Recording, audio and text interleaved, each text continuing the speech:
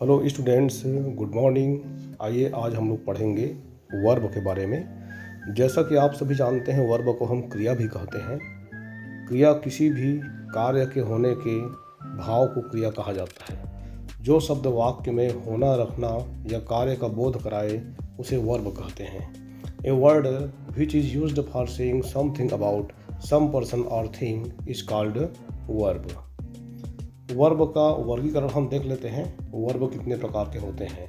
पहला, main verb. Main verb को हम लोग हिंदी में मुख्य क्रिया भी कहते हैं और यह दो प्रकार का होता है, इंट्रांजिटिव वर्ब और ट्रांजिटिव वर्ब। इसके बारे में हम आगे क्लास में पढ़ेंगे। और दूसरा प्रकार होता है हेल्पिंग वर्ब। और हेल्पिंग वर्ब भी दो प्रकार का होता है, एक होता है प्राइमरी हेल्पिंग वर्ब और दूसरा मॉडल्स। हम इसके बारे में भी डिटेल आगे क्लास में पढ़ेंगे। एक बार फिर आप देख लीजिए, वर्ब किसी भी कार्य के होने के भाव को कहा जाता है। यह दो प्रकार का होता है, एक होता है मुख्य क्रिया और दूसरा होता है सहायक क्रिया। मुख्य क्रिया को मेन वर्ब कहा जाता है और सहायक क्रिया को हेल्पिंग वर्ब कहा जाता है। आइए हम लोग समझते हैं वर्ब के प्रकार। पहला प्रकार मेन वर्ब और दूसरा प्रकार ऑक्सिलरी वर्ब। मेन वर्ब को कहा जाता है मुख्य क्रिया और ऑक्सिलरी वर्ब कहा जाता है सहायक क्रिया। अब समझते हैं मेन वर्ब क्या है। ए प्रिंसिपल वर्ब या फिर main verb is the verb that can express an action और a fact all by itself without the help of other verb. यह किसी दूसरे वर्ब के सहायता के बगैर भी अपने आप को, अपना कार्य पूरी तरह से व्यक्त करने में सक्षम होता है। इसे मेन वर्ब कहा जाता है और इसे अपने कार्य को व्यक्त करने के लिए किसी और दूसरे क्रिया की आवश्यकता नहीं होती है। वह वर्ब जो अन्य वर्ब के सहायता के बगैर किसी कार्य अथवा तथ्य को स्वयं व्यक्त कर सके मेन वर्ब कहलाती है। जैसे कि राजेश प्लेस हॉकी, यहाँ पर राजेश हॉकी खेलता है, तो जो प्लेस शब्द है अपने आप में कंप्लीट है, इसे किसी दूसरे वर्ब की आवश्यकता नहीं है और वह बिना दूसरे वर्ब के भी अपने भाव को व्यक्त कर पा रहा है। गीता रीड्स हर बुक, गीता अपना पुस्तक पढ़ती है, तो यहाँ पर जो रीड्स है वहाँ पर भी आप लोग देख सकते हैं किसी प्रकार से दूसरे वर्ब की आवश्यकता नहीं है। The postman brought me a letter, postman मेरे लिए पत्र लाया। अब यहाँ पर जो ब्रॉट है, पत्र लाने का भाव है, वहाँ पर भी इसमें किसी प्रकार से दूसरे क्रिया की आवश्यकता नहीं पड़ रही है। हाउ डू यू फील, आप कैसा महसूस कर रहे हैं, तो यहाँ पर भी आप देख सकते हैं जो फील है, वर्ब है, वह भी अपने आप में कंप्लीट है। इसमें किसी प्रकार से दूसरे वर्ब की आवश्यकता नहीं पड़ रही है। आइए हम लोग समझते हैं ऑक्सिलरी वर्ब।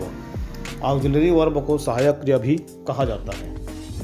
ऑक्सिलरी वर्ब मुख्य क्रिया का सहायता करने के लिए प्रयोग होता है, जिसमें किसी भी वाक्य के टेंस, उनके मूड और उनके वॉइस को व्यक्त करने के लिए मुख्य क्रिया के सहायक के रूप में सहायक क्रिया का प्रयोग होता है। वाक्य में ऐसी वर्ब्स जो मेन वर्ब की टेंस बनाने में सहायता करे हेल्पिंग वर्ब कहलाती है। इन्हें ऑक्सिलरी वर्ब भी कह सकते हैं। साधारण वाक्य में वर्ब हमेशा मेन वर्ब से पहले आती है। आप देखिए, साधारण वाक्य में जो ये वाला होता है वर्ब, ऑक्सिलरी वर्ब, ये हमेशा मेन वर्ब के पहले आएगा।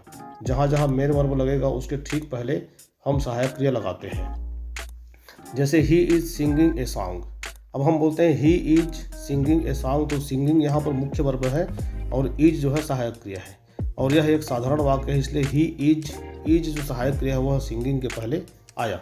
वास्तव में ये वर्ब मेन वर्ब के टेंस, मोड और वॉइस आदि को बदलने में प्रयोग की जाती है।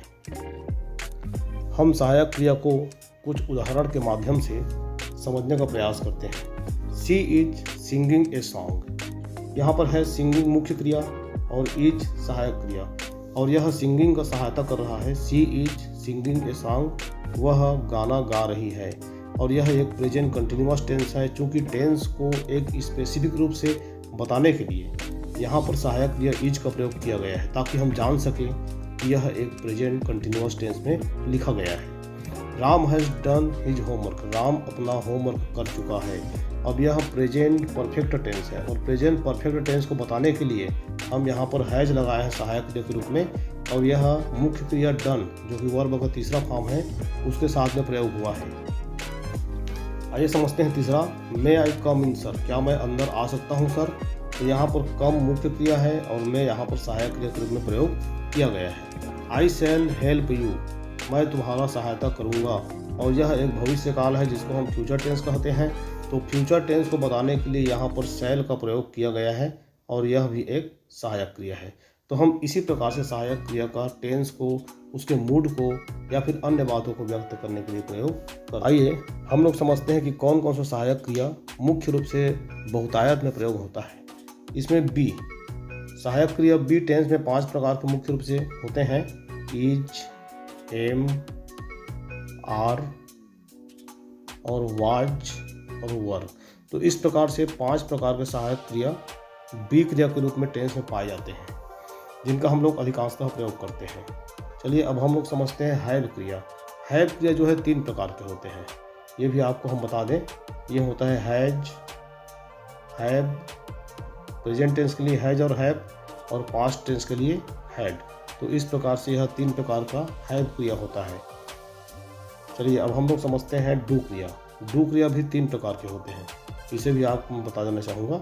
डू क्रिया डू, डज, प्रेजेंट टेंस के लिए डू और डज, और पास्ट टेंस के लिए डिड। तो इस प्रकार से डू क्रिया भी 3 प्रकार के हो गए, और बाकी जितना भी अन्य सहायक क्रिया दिया है वो भी अलग अलग जगह पर समय अनुसार प्रयोग किए जाते हैं। Can, may, must, need, used to, will, shall, ought to, dare, ये सभी सहायक क्रिया अपने आवश्यकता अनुसार बीच में प्रयोग किए जाते हैं।